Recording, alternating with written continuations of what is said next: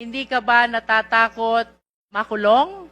Natatakot, Your Honor. Hindi ka ba natatakot makulong ang asawa mo?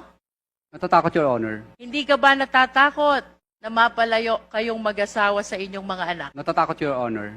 Then why? Kaya po Why nam- did you execute this affidavit? Your Honor, mas natatakot po kasi kami sa buhay namin ngayon dahil kinukuyog na po kami ng taong bayan. Kaya po, nag-execute po kami ng affidavit na ito dahil 120 million Filipinos po ang parang gusto kaming patayin at kami na rin po ang pinag-uusapan sa mga misa ng simbahan. Yung mga kamag-anak ko na gusto na nilang magsalita sapagkat po lumalabas na parang ang sama-sama po namin. Parang gusto kaming patayin ng buong 120 million na Pilipino. Kaya ngayon po, naisip po ng misis ko at ako po na mas mabuti pong yung mga pinangalanan na lang po namin dito ang maging kaaway namin at yun na lang po, alam namin po na ito lang po ang papatay sa amin, itong mga taong ito. Hindi po yung 120 Pilipino na gusto kaming katayin. At yung nangyayari po sa amin dito ngayon ay parang nakakahiya.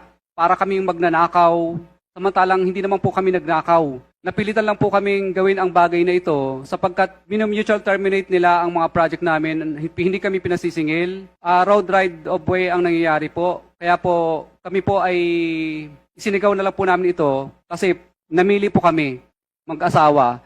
Bulak, 1 kilong bulak o 1 kilong ginto. Ang pinili po namin, 1 kilong ginto. Dahil una, pareho lang naman siyang mabigat, yung bulak at saka ginto. Pareho siyang mabigat, pero pinili po namin yung ginto. Kahit po kami mamatay bukas o papatayin po kami ng mga politikong iilang piraso na ito, alam po namin na may dangal po kaming mamamatay kaysa naman patayin po kami ng buong Pilipino sa Pilipinas na kahit saan po kami magpunta sa dulo ng Mindanao, Luzon at Visayas ay parang kaaway po namin lahat ng mga Pilipino. Samantala ngayon po, natatakot po kami sa buhay namin. Alam namin kung sino lang ang kaaway namin. Yung mga pinangalanan po namin dito, ito na lang po ang alam namin kaaway. Hindi po 120 million Pilipino po ang kaaway namin.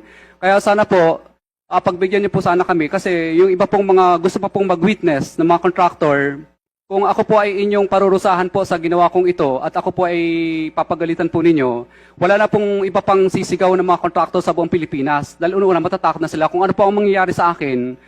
Kasi ang mangyayari po, parang nagbibigay po tayo ng hudyat sa iba't ibang pang mga contractor na, hoy, tingnan nyo, ang nangyayari kay Curly at saka kay Sarah, tutulad ba kayo dyan para mag-star witness?